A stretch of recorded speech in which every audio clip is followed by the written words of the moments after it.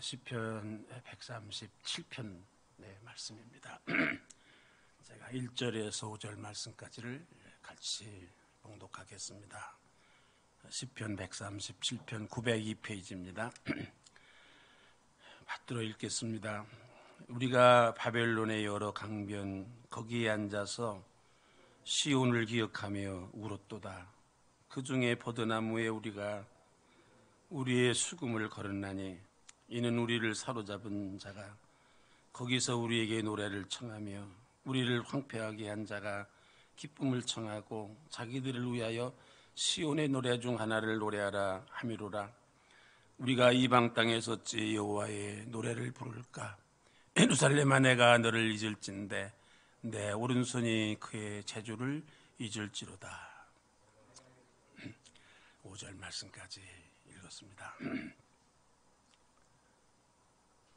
시편 137편 오늘 본문의 말씀은 우리가 잘 아는 그런 말씀입니다. 이스라엘 나라가 폭망했습니다.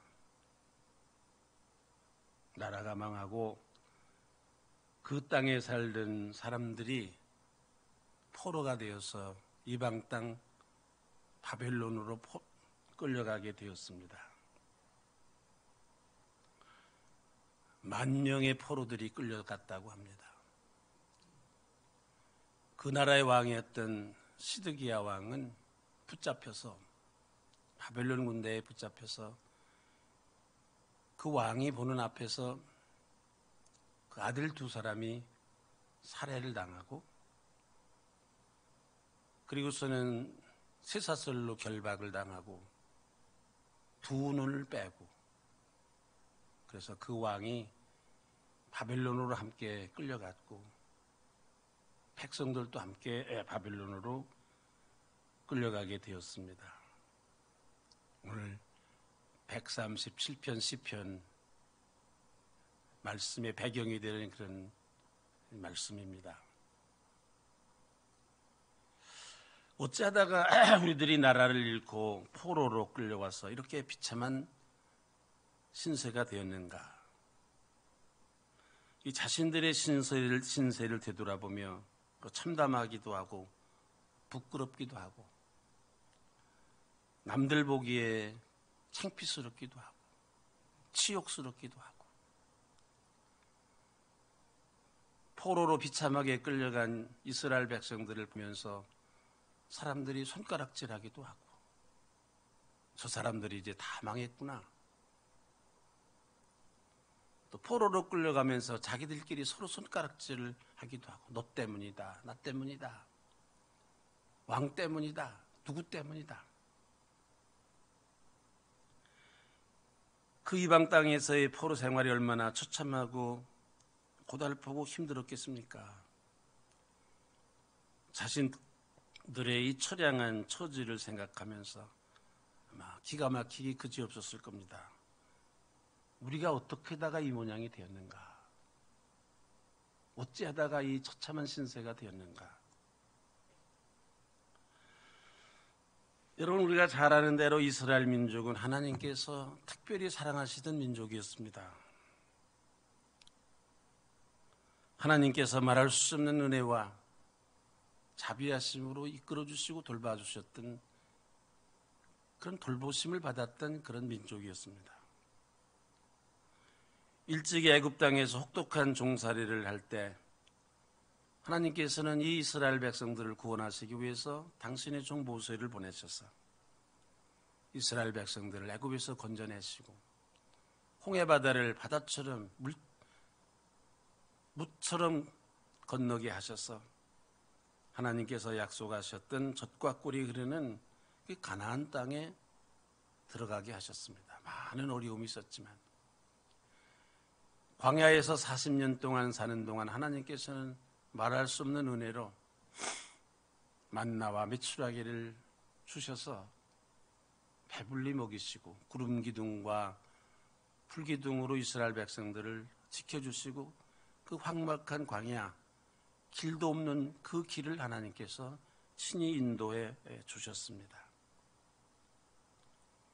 가나안 땅에 들어가 나라가 위기를 맞을 때마다 하나님께서는 그의 종들을, 사사들을 세우셔서 이스라엘 백성들을 위험 가운데서 지켜주셨습니다. 그리고 마침내는 다윗 왕을 세우셔서 천하를 통일하게 하셨고, 그래서 통일 왕국을 세우게 하셨고, 그 이름을 온 사방에 떨치는 그런 놀라운 은혜를 하나님께서 이스라엘 백성들에게 베풀어 주셨습니다.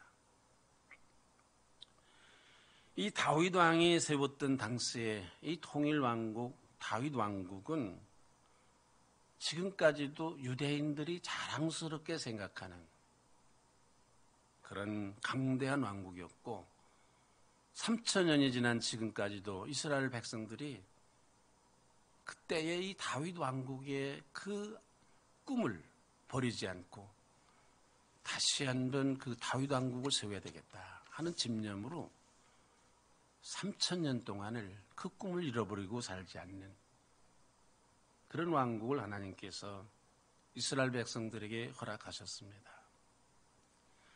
그리고 우리가 잘 아는 대로 그 아들 솔로몬 때에 이르러서 예루살렘 성전을 건축하게 하셨는데, 열왕기상 6장 이하에 보면 예루살렘 성전을 어떻게 건축했는가 하는 이 건축 얘기가 나옵니다.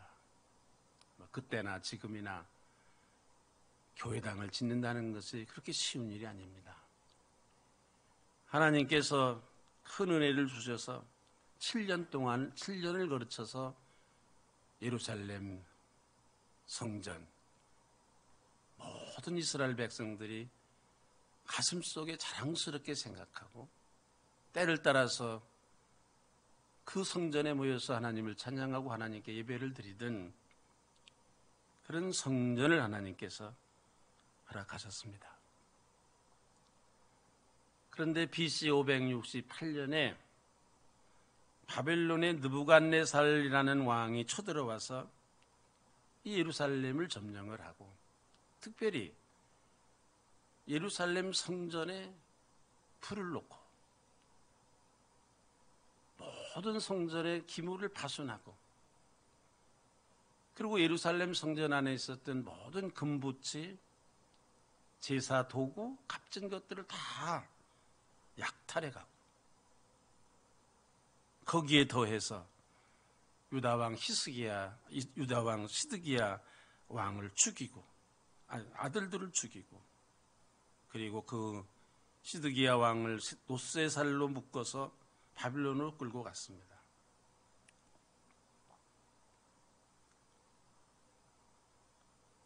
이때 10,000명의 이스라엘 사람들이 포로로 잡혀갔고, 그리고 서민들은 다 그 땅에 남겨둬서 농사를 짓게 했고, 이때 느부갓네살 왕이 바벨론 땅 이방 땅으로 끌고 온 이 유대 나라의 이 백성들이 그 유배지인 바벨론 강가에 앉아서 슬픈 노래를 불렀다. 오늘 이게 시편 137편의 얘기입니다. 바벨론 강가에 앉아서 슬픈 노래를 부르던 이 이스라엘 백성들의 이 처참한 모습, 그 심정이 어떠했겠습니까? 지금은 폭삭망한 조국 유대 나라를 생각하며, 지금은 불에 타서 없어진 그 옛날 모든 사람들이 절기 때마다 하나님께 북적북적하면서 예배를 드렸던 그 아름다웠던 추억, 이제는 고달픈 노예 생활, 처참한 노예 생활, 부끄럽게 그지없는 이 처참한 상황 속에서 눈물을 흘리면서 탄식을 하면서 자신들의 처지를 처량한 모습을 되돌아보며 이 바벨론 강가에서 이 노예들이 지금 노래를 부르고 있습니다. 19세기에 유명한 이탈리아의 가곡을 작곡했던 이 베들리라는 사람이 있는데, 이 베들리라는 사람이 바벨론 강가에서 이 탄식을 하며 노래를 불렀던 이 이스라엘 사람들의 이 처참한 그런 심정을 생각하면서 노래를 작곡했습니다. 가곡을 작곡했습니다. 그 곡이 우리들이 잘 아는 그 유명한 나보코 중에 베르드의 히브리 노예들의 합창이라는 그런 노래입니다. 제가 오늘 아침에 그 노래를 준비를 했습니다. 여러분들이 한번 들어보시기를 바랍니다.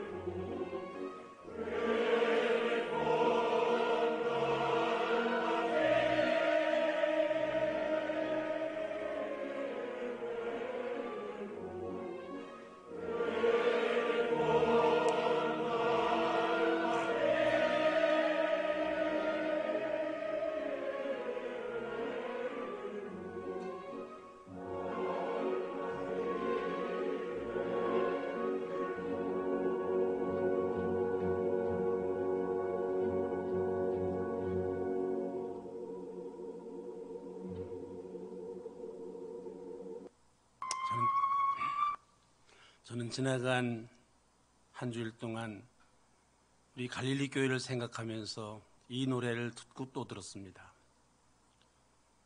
여러분들은 이 노래를 들으시면서 무슨 생각을 하셨습니까? 바벨론 강가에 앉아서 슬픈 노래를 부르던 이 이스라엘 백성들, 이 나라가 그렇게 화려했던, 그렇게 대단했던 이 이스라엘 민족이, 나라가 왜 이렇게 폭망하게 됐는가? 그 이유가 무엇일까? 누구 때문일까? 아니, 사람 때문이 아니라 이것은 분명 하나님께서 하신 일일 텐데, 하나님께서 우리 민족에 왜 이렇게도 혹독한 시련을 주시는 걸까? 고통을 주시는 것일까? 왜 그러셨을까? 여러분, 성경을 읽어보면 그 이유를 알 수가 있습니다. 분명하게 알 수가 있습니다. 하나님께서 그렇게 하실 때는 다 이유가 있어서 하신 것이지 그냥 저절로 우연하게 그런 일이 일어난 것이 아니다. 하나님께서 왜 그러셨을까? 제가 내일 아침 여러분들과 함께 그 문제를 생각해 보려고 합니다. 그보다 오늘 아침은 제가 여러분들과 함께 다른 부분을 한번 생각해 보려고 합니다. 다른 점 한 가지를 여러분들과 함께 생각해 보고자 합니다. 그것은 이 비참한 이스라엘 백성들의 모습을 하나님께서도 지켜보셨을 텐데,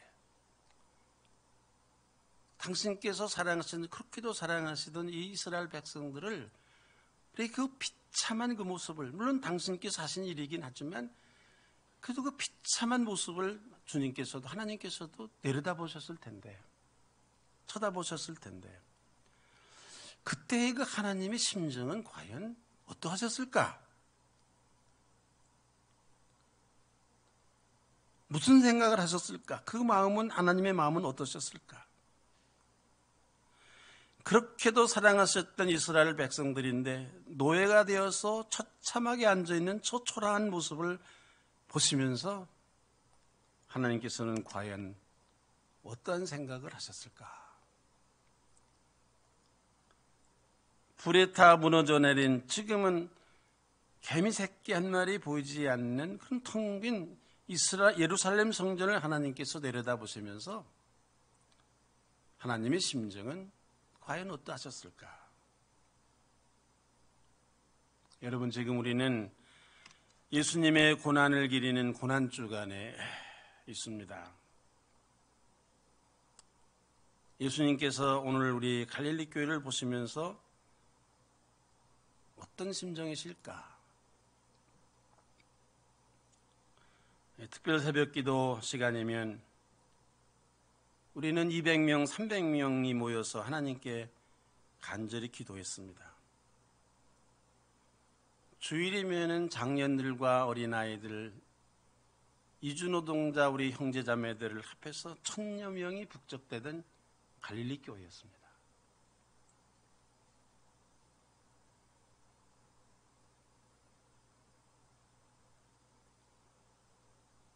그런 갈릴리 교회, 지금의 이 형편을 보시면서 무엇보다도 모든 사람들이 그 누구 하나 다 예외 없이 다 모두가 나름대로의 상처를 받고 비참한 마음으로 앉아있는 우리들의 모습을 보시면서 분명 주님께서 이 교회를 보실 텐데, 내려다 보실 텐데,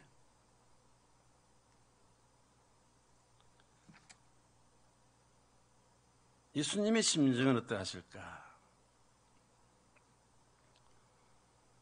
여러분들 다 모두가 상처를 입으셨죠? 마음의 미움도 있으시고 원망도 있으시지요? 누구를 탓하는 그런 마음도 여러분들 가지고 계시죠?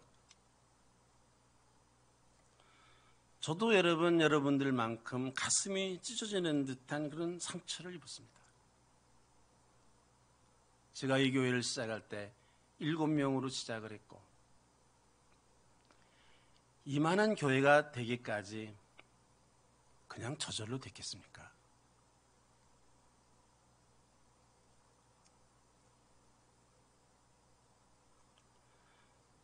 지난 주일날 이후로 저는 밤잠을 설쳤습니다. 토요일날 제가 특별새벽 기도회에 부탁을 받고 식음을 전폐하기, 밥이 목에 넘어가질 않아.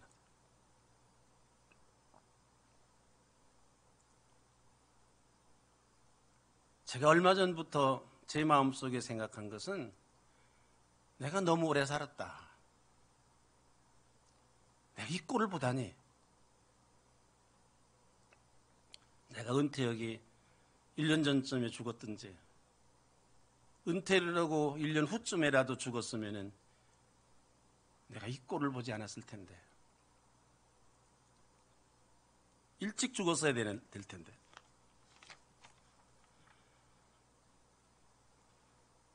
제가 저 자신을 보면서 한탄하기도 하고 원망스러운 마음도 있고, 그러다가 갑자기 정신이 번쩍 들었습니다. 무슨 생각을 하게 되었는가?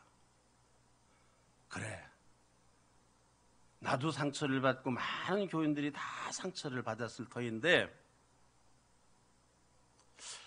우리 교회 때문에, 이 갈릴리 교회 때문에 정말로 제일 많은 상처를 받은 사람은 누굴까? 받은 분은 누굴까? 원로 목사일까? 누굴까 도대체? 날까? 생각을 하다가 제가 크게 깨달았습니다. 우리 교회 때문에 가장 상처를 받으신 분은 주님이시다. 예수님이야말로 가장 상처를 많이 받으신 분이다. 자기의 피로 세운 이 교회가 이 모양이 되었는데, 제가 이 교회를 위해서 한 일이 있다면 뭐 대단한 일을 했겠습니까? 여러분들 중에 이 교회를 위해서 얼마나 대단한 일을 하신 분이 계십니까? 예수님만큼 하셨습니까? 임영진 목사가 예수님만큼 이 교회를 위해서 희생하고, 주님은 자기의 몸을 들여서 피를 흘리셔서 이 교회를 세우셨는데, 임영진 목사가 피를 흘릴 만큼 이 교회를 위해서 희생했습니까? 무슨 자격으로 그 예수님 앞에서 내가 상처를 입었다? 누구에게 손가락질을 할 수가 있겠는가?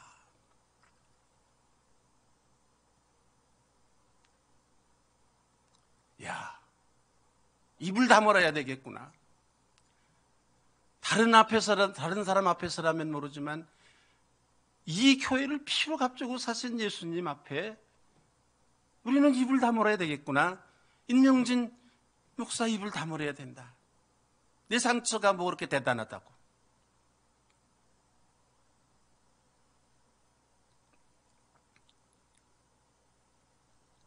제가 그런 생각을 하면서 하나님 앞에 엎드렸습니다.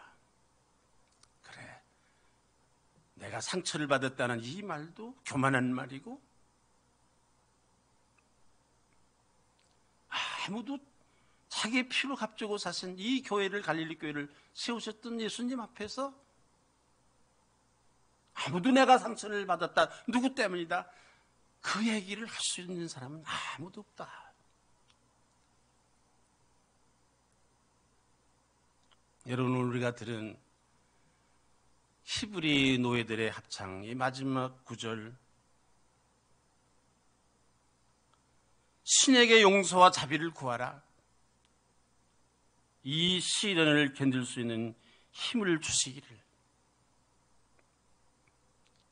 그렇습니다. 오늘 우리 갈릴리 교회 우리들 모두는 특별히 이 고난주간을 맞이해서 그 어떤 다른 사람에게가 아니라, 그 어떤 말로가 아니라, 우리 모두 이 교회 때문에 그렇게도 가슴 아파하실 주님 앞에 무릎을 꿇고 엎드려서 이 죄인을 용서하여 주시옵소서. 이 죄인들을 불쌍히 여기어 주시옵소서.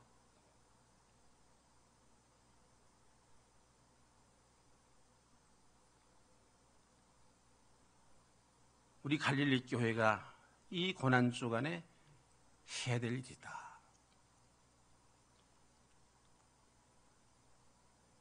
그리고 하나님, 주님 불쌍히 여겨주시고 저희들을 긍휼히 여겨주셔서 이 시련을 견딜 수 있는 믿음을 주시옵소서.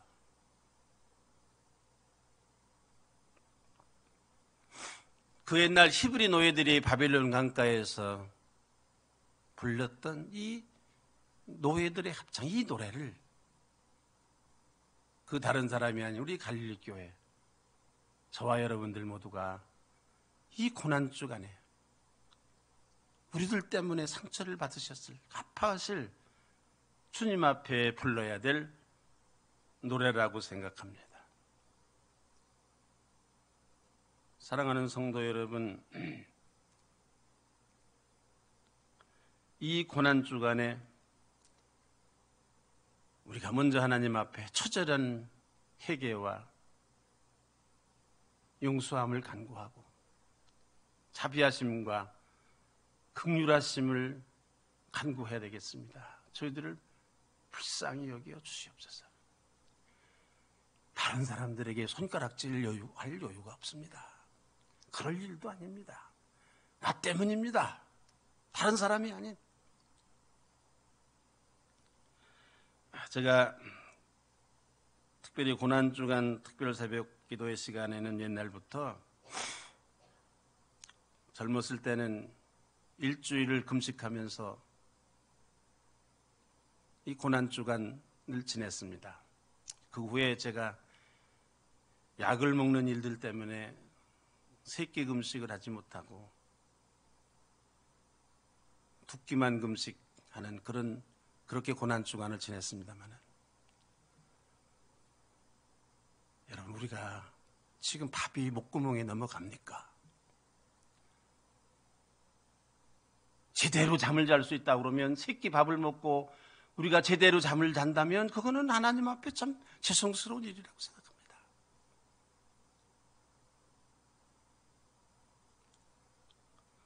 이 고난주간에 우리 스스로를 돌아보면서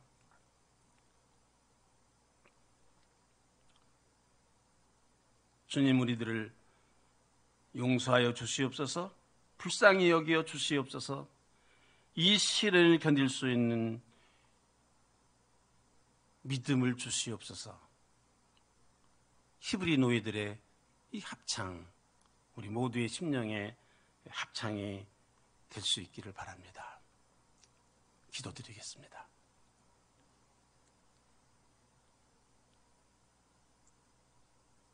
하나님 아버지, 주님 피로 값주고 사신 이 교회인데, 지나간 30여 년 동안을 참으로 말할 수 없는 은혜와 자비하심으로 이 교회를 지켜주셨고 축복해 주셨던 이 교회인데, 많은 사람들이 이 교회에서 행복을 누리고 주님을 찬양하며 기쁘고 즐거운 신앙의 삶을 살아가던 이 교회인데, 많은 이주 노동자들을 섬기며 저들을 주님에게 돌아오게 하는 1000명에 가까운 사람들에게 세례를 베풀던 이 교회인데, 하나님 아버지, 저희들이 오늘의 이 모습을 보시면서 우리 주님께서 얼마나 가슴 아파하실까, 얼마나 많은 상처를 우리 교회 때문에 입으셨을까. 부끄럽기 짝이 없습니다. 그런데도 저희들은 서로가 서로를 손가락질하고, 야, 두고 보자, 누구 때문이다, 내가 얼마나 상처를 많이 받았는데. 하나님, 다른 사람을 향한 우리의 손가락을 스스로에게 돌릴 수 있게 하시고,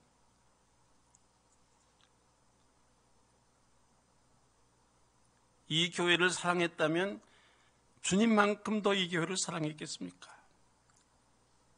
이 교회를 위해서 희생했다고는 예수님만큼 피를 흘리기까지 주님 이 교회를